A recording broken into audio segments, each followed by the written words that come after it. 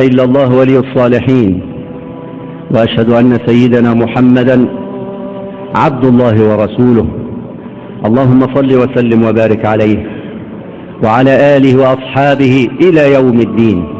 وبعد، لا ينبغي أن أمر في هذه الخطبة دون إشارة إلى الأحداث التي ابتليت بها هذه الأمة والتي ابتلي بها الشعب المصري. هذه الأحداث يندى لها الجبين ويحزن لها كل مسلم على وجه الأرض، أن تراق الدماء وألا يعرف لها حرمة في هذه البلد. دم المسلم غال وليس رخيص. سيسأل القاتل فيما قتل المسلم، ولماذا قتله، ولماذا تربص به، ولماذا بيت له النية ليقتله. إنها كلمة في قلبي، اسمحوا لي وأن تتسع صدوركم لهذا. أنا لا أريد أن أدخل في تفاصيل، ولكن هي كلمة عن رجل عزل، عن رجل منع، عن رجل اختفي قسرا.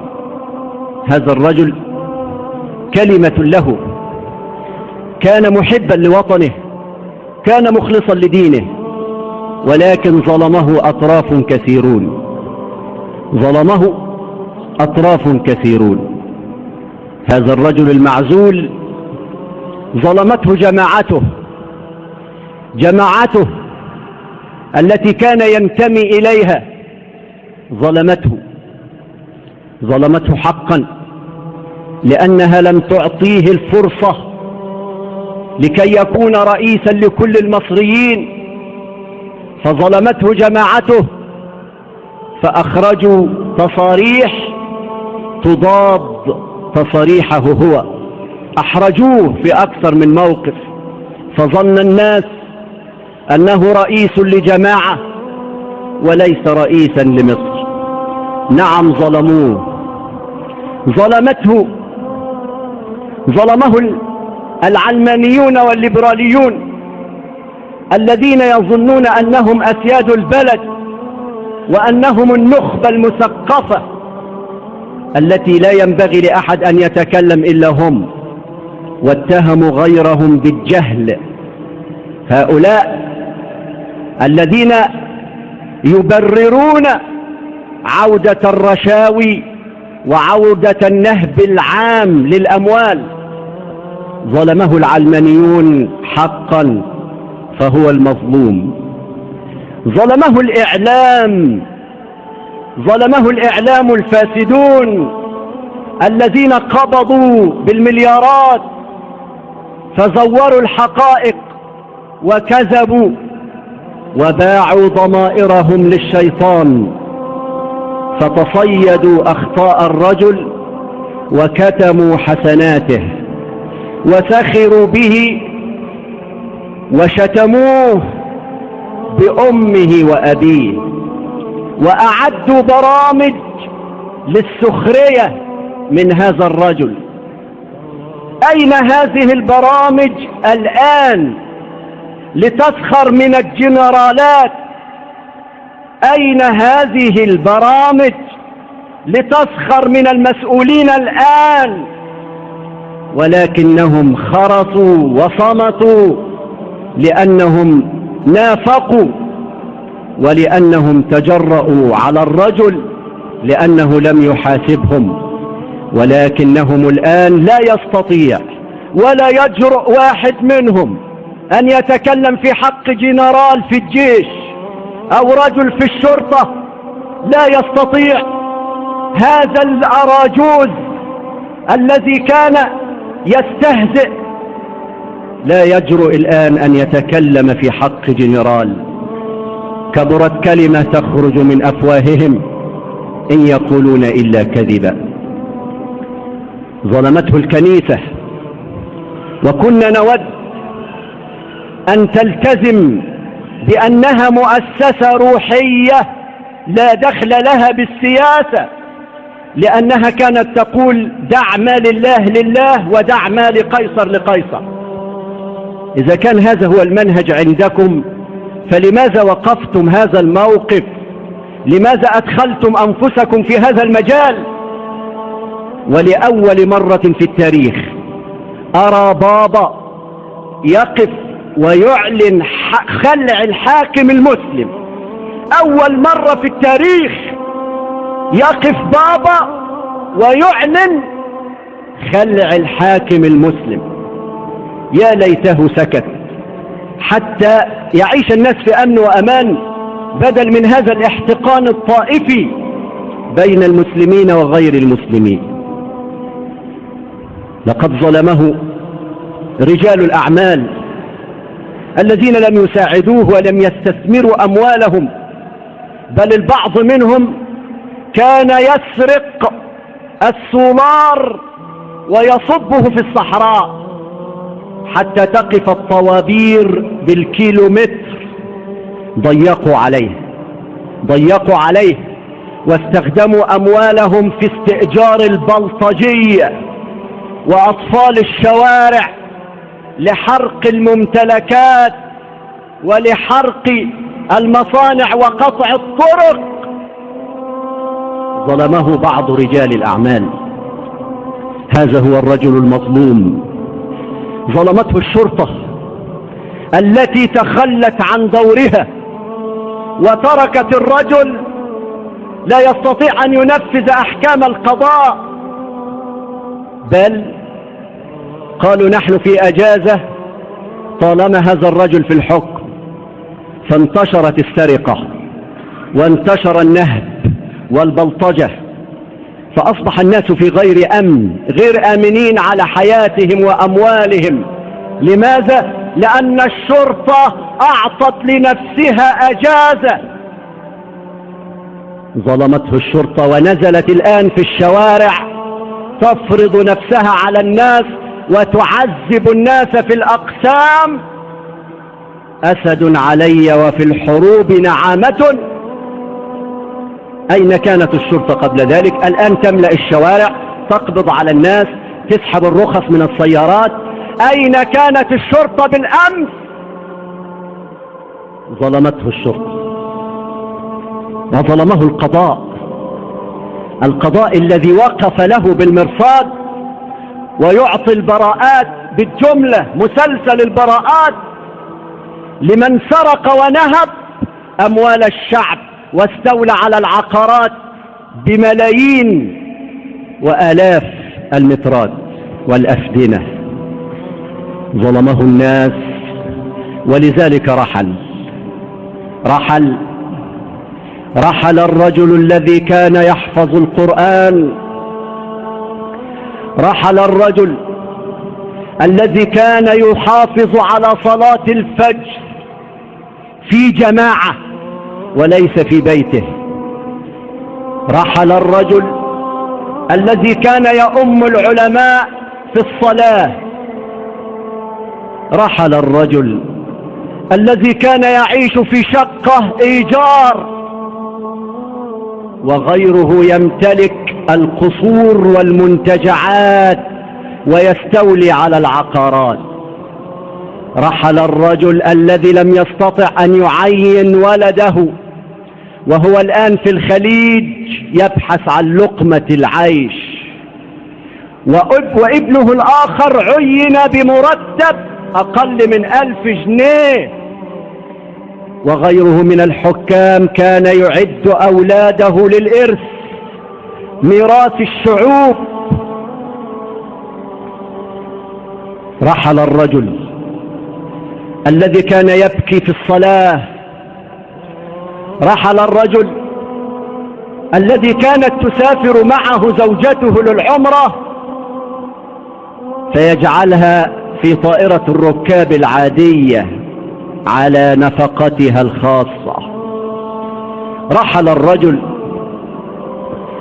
الذي لم يستطع أن يعالج أخته على نفقة الدولة، أخته ماتت في مستشفى الزقازيق العام، ماتت وهو قادر على أن يعالجها في أكبر مستشفيات العالم، ولكنه أبى ذلك. ماتت نخوة الرجال في الفهم. رحل الرجل الذي رفض أن تعلق صوره في الميادين والوظائف، فأبى الله إلا أن ترفع صوره فوق المسجد الأقصى وفي بلاد العالم. رحل الرجل الذي كان يملأ خطابه بالآيات القرآنية والأحاديث. رحل الرجل الذي كان يريد أن تعتمد مصر على نفسها فتنتج الغذاء والدواء والسلاح وتخرج من الهيمنة الإسرائيلية الأمريكية. رحل الرجل وهو الآن مأسور، رئيس مأسور مختفي. هل يعقل هذا؟ ورغم ذلك، ورغم أنه مأسور، ولكني مشفق عليه، لأن الجميع ظلمه، حتى الدعاة، حتى العلماء، حتى بعض شيوخ الأزهر ظلموه، مع أنهم يعلمون أنه لا يجوز خلع الحاكم المسلم إلا إذا أتى بكفر بواح، والرجل لم يأتي بكفر.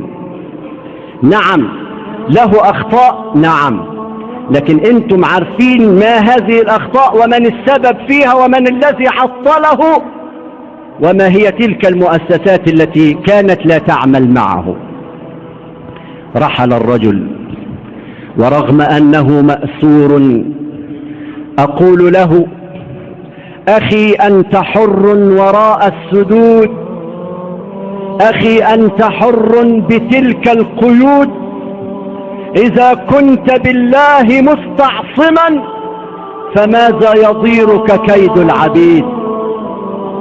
أخي أنت حر وراء السدود، أخي أنت حر بتلك القيود، إذا كنت بالله مستعصما فماذا يضيرك كيد العبيد. أنت حر رغم أنك خلف الأسوار ولا نعلم أين أنت، ومع ذلك أنت حر، أنت الصابر، أنت المحتسب، أنت الصامد، أنت حر وراء السدود. البعض يهددنا ويقول: لا تتكلم في مثل هذه الأشياء لأن الشرطة انتشرت والأمن انتشر وربما تسجن. وأنا شخصيا لا يهمني ذلك، لا يهمني ذلك. ضع في يدي القيد ألهب أطبعي، بالصوت ضع عنقي على السكين، لن تستطيع حصار فكري ساعة أو نزع إيماني ونور يقيني، فالنور في قلبي وقلبي في يدي ربي، وربي ناصري ومعيني. نرجو من الله تعالى أن يحفظ مصر، وأن يحقن دماء أهل مصر، وأن يؤلف بين صفوف أهل مصر، وأن تعود مصر أفضل مما كانت عشرات المرات. أرجو من كل قلبي أن يستقر الأمن، أرجو من كل قلبي أن نبتهل في الدعاء، أن ينصر الله المظلومين، وأن يرد الله كيد الكائدين. صلوا وسلموا على رسولكم محمد، فإن الله أوصانا فقال: إن الله وملائكته يصلون على النبي يا أيها الذين آمنوا صلوا عليه وسلموا تسليما. اللهم صل وسلم وبارك على سيدنا محمد وعلى آله وأصحابه إلى يوم الدين.